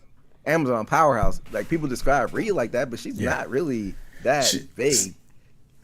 She looks like she's gotten smaller, which I noticed online. She posted something about people saying that she looks smaller. Like, she posted all the negative stuff people say about her, like, you're too small, you're too muscular, you're too this, you're too that. And I'm like, it's just like what we were talking about earlier. Like, when everybody was on her nuts about the sex appeal she was leaning into, she was fine with that. But when, and I guess it's human nature, right? Like, you can hear people tell you you're great a million times, but that one person that's like, I don't like you. You're like, why not? What did I do? So it's just kind of eye-rolly that she's acting like that when she's used her sex appeal for the longest time to get over, and now people are hating on her, and now she's like, stop picking on me. Yeah, you can't play it both ways. Like you said, she's leaning into the sexuality, but when people, I don't see why people, I know social media is a gift and a curse, but like why do people just don't get on there? Like I'm not on Twitter like that, and my life is real happy without it. I I'm think, not as famous as they are, yeah, but you I can get think like somebody to handle your social media. if I was in the position that they're in, I think I would get on, post my shit, mute the conversation, and get off. Yeah, like what's so I hard don't about that? because everybody that's important to you in your actual life probably has your phone number. I don't think I would, and I'd probably have a private like Facebook or something like that where people can't get to. But as far as my social media to be famous, like I don't think I'd open DMs. I don't think I'd open notifications. Like it is what it is. Yeah, because then you see this stuff with like Thea Hale, wasn't she getting bullied? She just posted like a heartfelt thing about her getting Mm-hmm. bullied by Twitter Mm-hmm. people. Like you said, I said like you get on, post what you need, mute it. Your life would be so much happier. But like I guess with Thea Hale's, Yeah, I know she's Rhea's a still little bit older. really young. She's like Yeah, what, she grew up in 22? that. Yeah, Yeah. she grew up having social media, So so she some of them doesn't. can't help it. Yeah, she doesn't know a life without it. But me, like I'm not on that shit, and my life is happy. I get on there and then I like certain things. Like I've cleaned up my Facebook for the most part of shit that I don't want to see. I've cleaned up my Instagram of shit that I don't want to see, and now it's a much more fun. The only thing that's kind of fucking all over the place is our Twitter, where it's like that's like a fucking that's the wild wild west in there. Like sometimes I go days without getting on there because it's just like this is too much. But that's also like where you get your news from too, right? Like I don't know.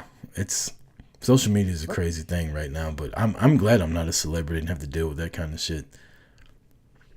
Yeah, like I'm on IG. I'm usually there to post stuff for Boot to the Face and Haymaker, and then Facebook. I get news stories from Facebook, but like only thing I go on Twitter is to post shit for Haymaker. Like I'm not even on my personal Twitter like that, so I don't even know where I usually get my news stories from. Usually they just post up on Google Stories, like for wrestling.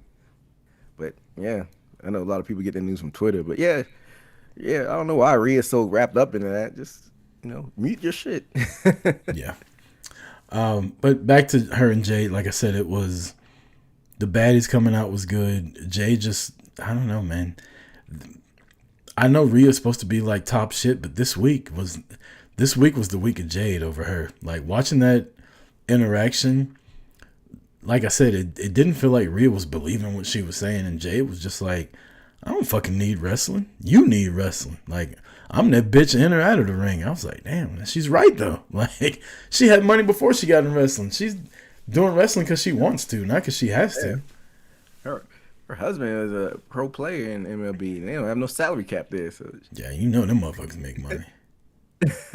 But yeah, I know why I haven't really been feeling this because this is supposed to be Bianca, not Rhea. Rhea is the reason why I'm not really feeling this. Imagine if this was Bianca instead of Rhea. It'd be a whole different ball game. Exactly. But it could have been anybody, but they, like you said, he's got his favorites. Like, they could have had somebody else in this spot. But who though? I can't really. You could have built somebody up by now and put him in this spot. Like if it was, I don't want me to just like pigeonhole them, but Bianca or Naomi would have been dope. Oh, Naomi can't be there. Yeah, she's pregnant. That's what I'm saying. Like all the people that would have been doper with, she had storylines with, aren't available. You could have had Charlotte. What happened, Jordan? It would have been a better match. Yeah. But you could have Charlotte beat her.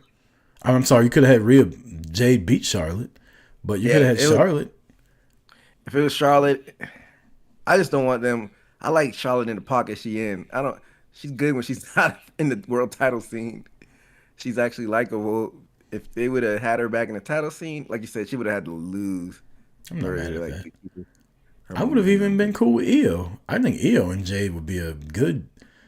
The promos wouldn't be that great, but I think the match, like I think Io, the way she flies around and Jade being a powerhouse, like if they could pull that off, I think that'd be a dope match to watch at WrestleMania.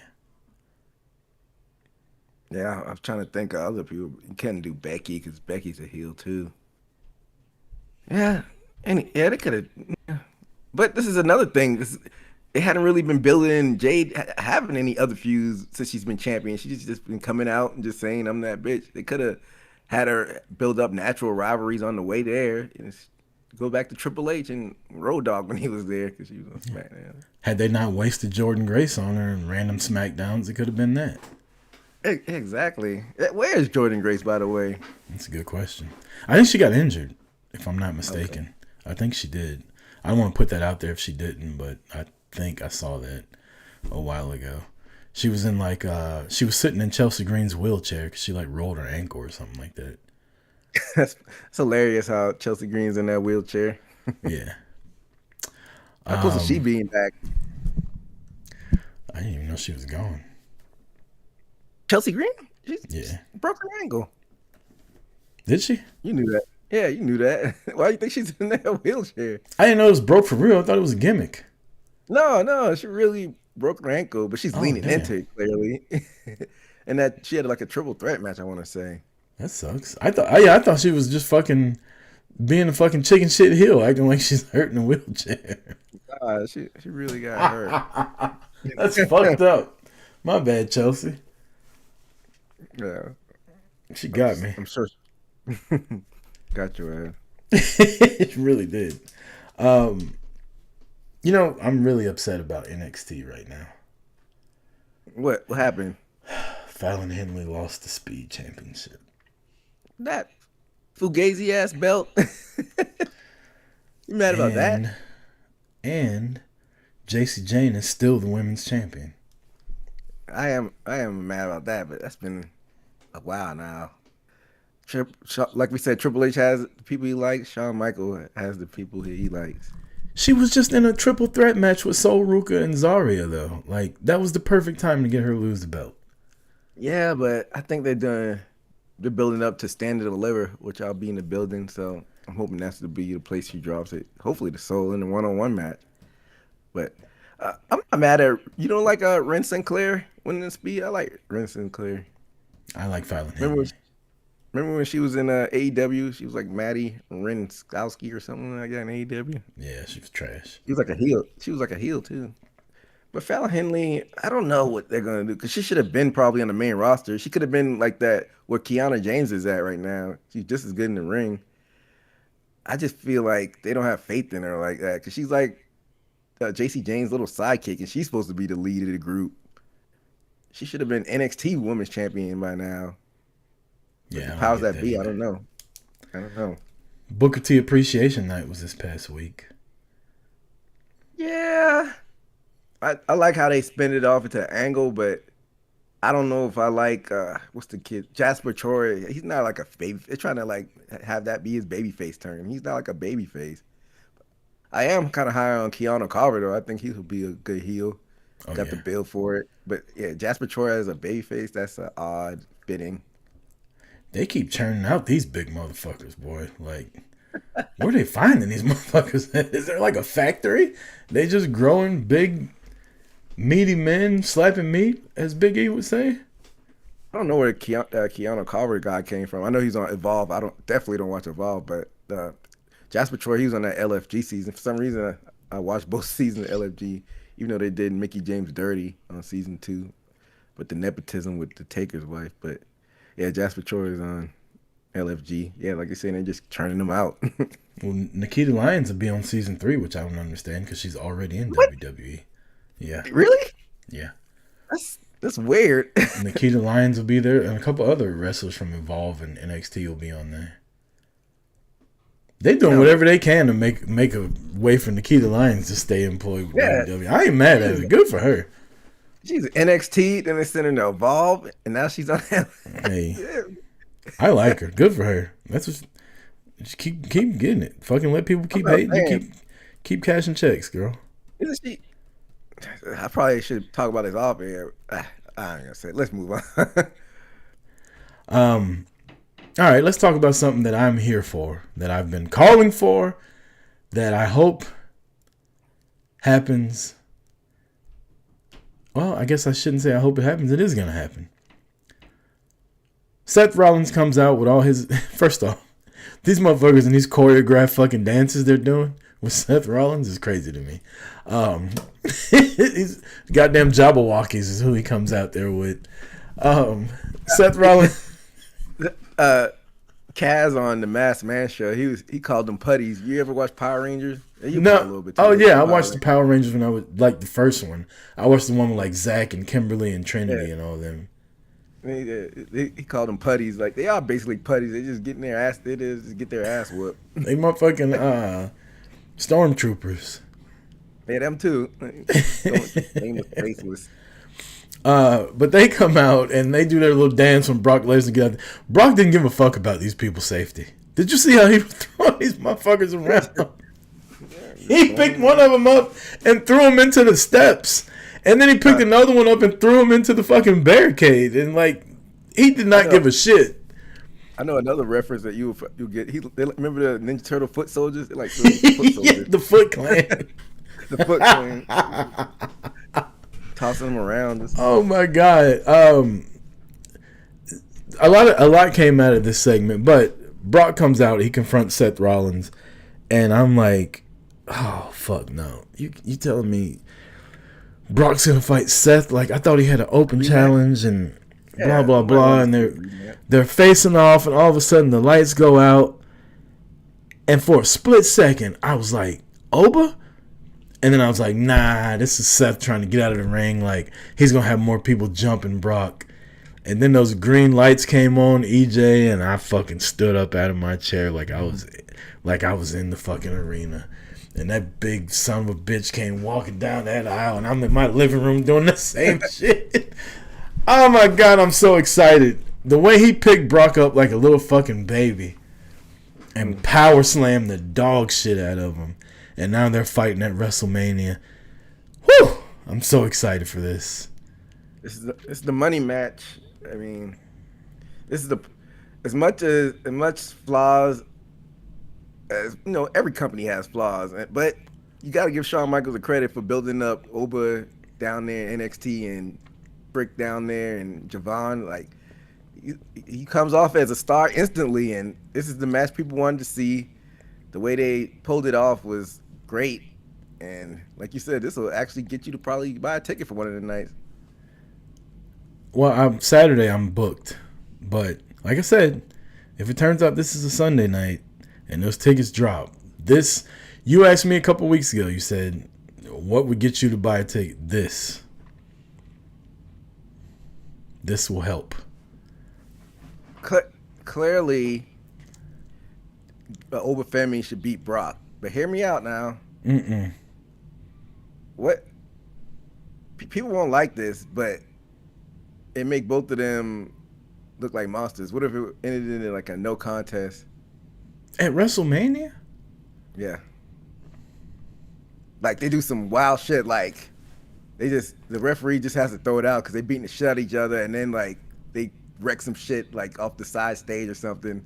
I think they'll do that leading up to WrestleMania, where they'll just, like, it might happen tomorrow night, where they just beat the dog shit out of each other, and it's just like I'd love to see. There was an episode of Monday Nitro where the week before Bret Hart turned on Sting when Sting was in the Wolfpack, and you were there. I remember us talking about this, and the Wolfpack showed up the next week, and they just whooped the NWO's ass the whole night. I wouldn't mind every time WWE came back from commercial, Brock and Ober somewhere else different in the building fighting. And at the end of the show, they end up in the ring, like, beating the shit out of each other. Didn't they kind of just do that, except they ended the night back there with Drew and Jacob Fatu? Yeah, but this is better. Okay, you won't like this, but I'm not a dirt sheet guy, but I'm hearing that Brock doesn't want to lose until it's time for him to hang it up. So what if he beats Oba? I don't care about that. I don't read that shit. But what if he does beat Oba? How mad will you be? There's nothing I can do about it. He beat Speaking of him beating black people, did you see Kofi's tweet? Yeah, I saw it. He said, "Avenge us." Avenge us, hell yeah. And him and Oba got fake ass accents, so it's fine. I didn't know if you watched that video that I sent. Yeah, it is what it is. I mean, you gotta have him beat Brock, but I don't know, man. Triple H. It would only make sense. This is one of those things where the logical and smart thing would be for Oba to win, and Triple H is like, I'm gonna outsmart everybody. Exactly. I think it might happen. It should be trash, but Yeah. Oba got to beat Brock, man. There's no way around it. You know how mad I would be if Brock won that match. Oh my god. I mean, they gotta make up for the whole Brock and Lashley debacle, where Brock never actually put Lashley over. He never actually dominated Lashley and like beat him, but he never actually like put him over either. Like their last match ended in a DQ because Lashley had him in the fucking hurt lock and he couldn't get out, so he kicked Lashley in the nuts. That was their last match. I forgot that they never, Lashley's first run, Brock was already out of the company, so during the post-pandemic era is like the first time they ever met. I feel like none of their matches were memorable. Yeah, they had a trilogy. Lashley beat Brock at the Rumble we were at because Roman came out and helped him, which was a forgettable match. And then they had another match that I think Brock won by, I can't remember how he won. It was by nefarious means. And then their last rubber match they had, Lashley dominated Brock and got him in the fucking hurt lock, and Brock couldn't get out, so Brock kicked him in the nuts, and that was the end of it. They never actually had a legit finish to their feud. Well, Vince was still around, so we can't blame him on Triple H, but I feel like Triple H would probably do the same thing anyway. Yeah. Well, Oba versus Brock is set for WrestleMania, so that's good. Seth Rollins was out there. You think Seth is not cleared to wrestle yet? I don't think they would roll him out there if he wasn't, but maybe that's saving him. That's why he hasn't taken any. I don't know. He might not be. Now that you got me thinking about it, might not be cleared. I'm on the fence. So I think one, he may not be cleared, but because of all the injuries to the vision and all that shit, they're just like, can you come out and do a stomp? Like, can you come out and like run around, but we won't have you taking bumps? Because if you noticed, he hadn't really done it. He hit Paul Heyman with a chair, and he gave him the stomp, and then he stomped Logan Paul. Right? But now he's not in a match at WrestleMania. Like, the Vision's taking on the Usos, and Brock's taking on him. So he's got no dance partner. So I think either he's injured, or I think Braun Breaker's coming back sooner than they thought, and those two are going to wrestle at WrestleMania. But if I had to pick one, I think Seth is still hurt and he won't be at WrestleMania this year. I'll go with the latter. Braun Breaker's going to be back sooner than people thought. That's the only thing that Seth can really do. We already saw him and Logan at WrestleMania. So, I think Braun is going to be back. And the story of him being mad at Paul Heyman doesn't make sense because Paul Heyman's not the one that turned on him. Exactly. If you remember the night, Paul Heyman didn't know it was going to happen, and they were like, make a fucking choice. And so he looked down and saw Seth getting his ass whooped and chose them. And then he's mad at Logan Paul. Logan Paul wasn't even in the fucking Vision when that happened. Neither was Austin Theory. Right. So, like, you're beefing with people that had nothing to do with you getting your ass whooped. Yeah, it had to be make more sense if it's Braun Breaker. But. So, and then, like, I was going to say, I thought it was going to be Logan and Theory against Usos, but it looked like they're doing that on Raw. It's not for the titles, though. Oh, then why are they doing it? They may have Logan and Theory win and then challenge for the titles at WrestleMania. This is a convoluted. Yeah. Okay. Remember how we were talking about Triple H being stubborn? And we were just talking about, again, I brought this up a couple weeks ago. I think Rollins coming back was supposed to be him stomping Braun Breaker in the Elimination Chamber. And then Bronson Reed. And then they turned it into Logan Paul. And instead of being like, that doesn't make sense, let's do something else, he's like, no, we're just going to keep it in. Like, this is so fucking good what I was doing. I got these fucking motherfuckers in hoodies running around like, we're going to reveal it, it's going to be Seth, they're going to fucking go crazy for it. But it makes no sense. Hey, that's your boy, man. Bow down to the king. Yeah. last but not least, CM Punk, Roman Reigns. We hadn't got to talk about what's been going on with these two for a couple weeks. Last we spoke, CM Punk told Roman, I'm going to bury you next to your dead father. And, if you remember, I said, I think the Usos better not fucking be friends with him. And they came out, and I know it was a couple weeks ago, but I'd be remiss if I didn't talk about this. I love the segment with the Usos and Punk. And it was everything that was, all three of them played their part just right. Like, Jimmy's the older brother that's kind of calm. He's collected. He's more measured. Jay's the hothead. You know, we've known this for years. Yeah, Jay hit first, ask questions later. But he's also like very loyal and very like family oriented. And Punk was his boy. And at one point, it was like Jay was like, man, he didn't say it like this, but it was kind of, this is the vibe it was. It was like, dude, just fucking apologize so we can still be cool. Like, if you don't apologize, I'm gonna have to fuck you up. And Punk, being the stubborn, crass cocksucker that he is, was like, yeah, I went too far, but I'm not gonna say I'm sorry. Like, even though y'all are my friends and y'all are asking me to apologize, like, fuck y'all. And then he caught one to the side of the head, got tagged. Hey, I loved it. I think this is the perfect role for Jade. I know you're a big Jay guy. He won the title, but he should just be the crash out hothead because, like I said it once and I'll say it again, Jimmy's the better talker out of the both of them. Jay just capitalized on his opportunity when Jimmy was injured and got to be the right-hand man. I feel like Jimmy is highly underrated, but it is what it is. But yeah, I enjoyed that segment. Like you said, Punk is going to be stubborn and he got one to the side. Yeah, it's just like, it was so Punk, right? Like, I know it wasn't about y'all, and I might have said some shit that, but I'm not gonna apologize. Like, I don't do that. And Jay and Jimmy both were just like, come on, dog. Like, we supposed to be cool. Like, you said some shit about our family. Just apologize. We can move on. Like, my whole family watching right now. But man, fuck you and your family.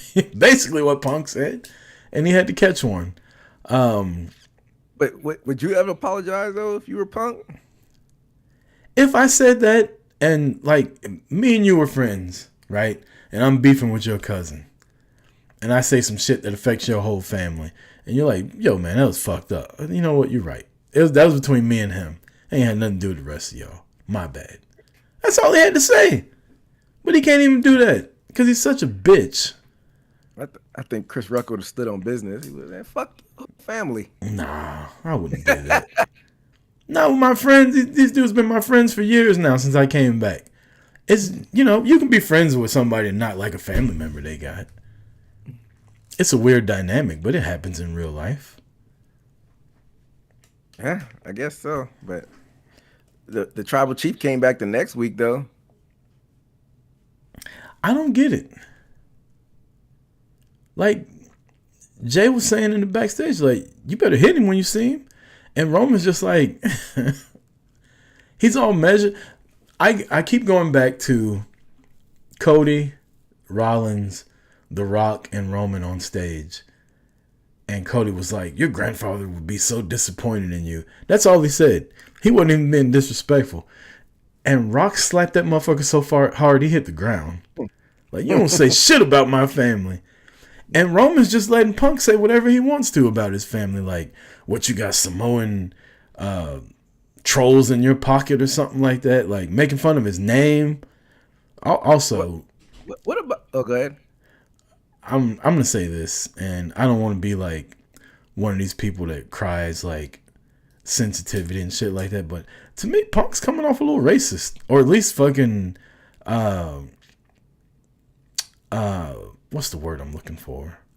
Insensitive? Insensitive to their heritage.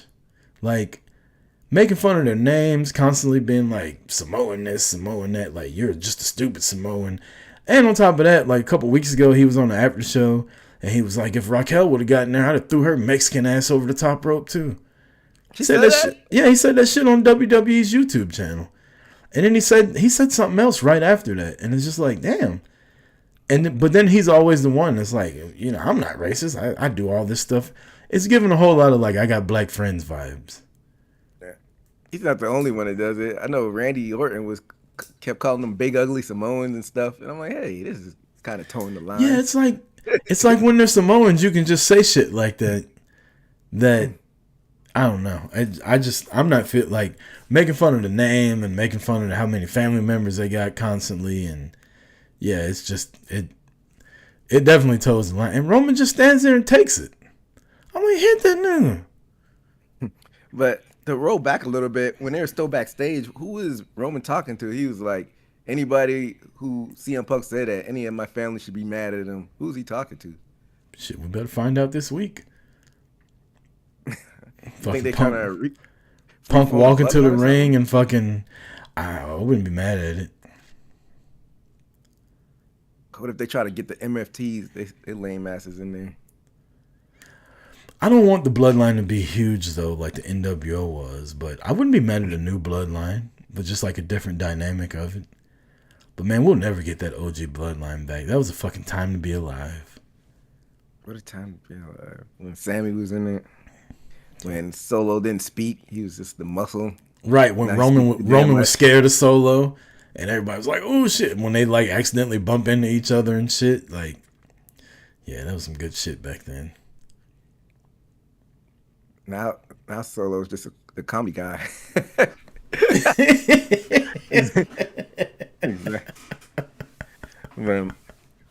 But I thought Raw was a really good episode, but they didn't stick the landing because Roman calls CM Punk old, and that was the thing that set him off. I'm like, what the hell are we doing?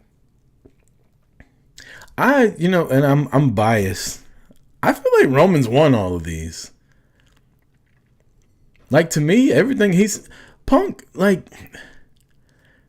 said some shit this week. He said, the only reason you're in the main event is because of me. I'm sorry. Hadn't Roman Reigns been in like 10 WrestleMania main events before Punk? Punk's been in one WrestleMania main event. This will be his second one. Guess who else was in both of those matches? Roman Reigns. You couldn't even be the main event when you were the champion for 450 days. The only time you were in the main event is when you were fighting John Cena and The Rock. How you gonna look at a man that's been in the WrestleMania main event more than anybody else and say the only reason you're in the main event is because, like, Punk just says shit and people just eat it up and it's bullshit. I don't think he thought about that line. It didn't come out like he wanted it to come out. I think he was saying that he's the champion. That's the only reason why Roman is in it. But yeah, that didn't make sense. He would have faced whoever was the champion. Exactly. And guess what? Yeah. Whoever the champion was would have been in the main event because I'm Roman Reigns. Yeah. Last year, Jey Uso and Gunther fought opening the fucking card. With the title on the line. With the same belt, the same situation. One won the Royal Rumble and one was a champion. And they opened the fucking card. You know why? Because Roman Reigns was on the card and he was in the main event. Yeah, I agree. I think Roman's been getting the better of him, but why? Like, out of all the things, why was that the thing that sets Punk off? Him calling him old. I don't know. I'm sure they're gonna go somewhere with it, but it's true. He just, maybe he's reading Twitter, but like he looks old. The belt doesn't look good on him. Like the belt like hangs off of him. If you ever watch like how he stands there. When they film the back, like he's got them skin tight jeans on, but like the ass part of his jeans is loose because he's got the old man body. Yeah. He's got the old man body. Like you can't even feel his fucking jeans. Like he's just not a good looking champion. Roman's right, man. It's embarrassing. I know you think Roman's gonna win. I don't know. I'm 50-50 on this so far. Yeah, especially with Triple H, but yeah, but it's heating up. We're on the road to WrestleMania. Roman said, "You're not better than me. You're not faster than me. You're not stronger than me, and you're old." Punk said, "Wait a minute. You can say I'm ugly. You can say I'm slow. God damn it. Don't be talking about my age. That's some bullshit. Yeah. He didn't say anything about Larry. He said it. He's old. I like the line about when Punk was complaining about Roman taking time off. He's like, that's what big stars do. You don't believe me? Just ask your wife. And I don't think people took that the way I took it. Like, AJ Lee pretty much has been a part-timer since she's been back because she's a big star. Like, she's getting paid a shitload of money and she's been on TV, 6 times since she came back last year? Meanwhile, Punk's out there every night. Like, and then Roman was like, yeah, I'm not going to apologize for spending more time with my family. I'm not going to be like, right. I'll follow. Like, actually, that made sense. It's like, are we supposed to boo this guy now? Exactly. Like, forgive me for working hard for 10 years to be able to stay at home more. Yeah. I like Roman laughing like, what's he going to do, beat me up? That's hilarious. Yeah. It was a weird vibe with the Bloodline backstage though, right? Like, it wasn't as tense as it normally was. Like, Roman was kind of joking around with everybody, and I don't know if I like that or not. Maybe he is taking it too lightly. Because back in the OG Bloodline days, like, Roman was like, he was the final boss back then. Like, you didn't want to piss him off. He was sitting there with the scowl on his face, the wise man right by him. He knew to come to correct. Like you said, now they're just laughing and giggling backstage. Like, ain't the Roman that I grew up with. Yeah. I'm old enough to remember when Roman was a tyrant. Exactly. Now he's the OTC. Oh well, shit, EJ, man, that's all I got. We went 2 hours almost, so. Yeah, street clothes, and then we get out of here. Oh shit, I don't even think I got a street clothes wrestler of the week. Oh, I got one for both of us. Jade. Oh my goodness. I'm gonna pick B-Fab. B-Fab is my street clothes wrestler of the week. That's Jade Cargill. Jeez. Yeah. And on that note, next week we'll be back. Next week I need to announce the prize for WrestleMania T-shirt week, is that it's fastly approaching. Yeah, damn. That time of year again. Yep. 4 weeks from now is WrestleMania's day 2, where Roman Reigns will be beating the shit out of CM Punk. So in 28 days it'll be WrestleMania night 2, man. It is coming quick. How do you feel about people vouching for they want? Some people say they want to see Cody and Randy close out the weekend. Some people need drug tests also. It's not like just one person. Like on radio shows, Busted Open, a lot of callers come in and say they want to see Randy and Cody. Those people are stupid. In no world is that match bigger than Punk versus Roman. I'm sorry. Roman is bigger than all of them put together. People said the story is bigger with Cody. I'm just playing devil's advocate. I agree with you. They're saying it goes all the way back to Legacy, and Cody is the QB1. Most people that watch WWE now they weren't even alive for Legacy. That's when I wasn't watching wrestling, so I don't know Right. anything about Like most people don't even know that Ted DiBiase Jr., the third member of Legacy, he just got exonerated on like tax evasion charges like this past week. Like he was in fucking federal prison. He was stealing welfare from people, which is fucked up. Yeah. Like you said, he got exonerated from it. So most people don't even know all this shit. So don't tell me this is a bigger story. The only story most of these people know is that Randy and Cody are friends from way back, and Randy turned on him. That doesn't make it a bigger story. If you want to do all that, you can go back to fucking CM Punk bringing the Shield in to help him versus The Rock way back in the day. Yeah, that's true. And how CM Punk didn't want Roman in the Shield. He wanted fucking Cassius Ohno. Yeah, Cassius Ohno, and was it Cassius Ohno? Yeah, it was. Cassius Ohno. Yeah, he wanted him in the Shield. And Vince was like, yeah, okay, whatever. You couldn't even call the shots as the champion back then on what henchmen you wanted. And you talking about you the main event. Get the fuck out of here. Anyway. Well, you ain't got anything else, EJ. We'll get up out of here. Hopefully we'll have a pretty cool announcement later this week. If not, then I won't tease it anymore. But yeah, if you ain't got anything else. That's all I got, man. Shout out to people in the chat and Make sure to like and subscribe on YouTube. Let's get those numbers up. Yep. Until next week, for EJ Reed, I'm Chris Rucker. This has been another episode of Boot to the Face. Until next week, peace.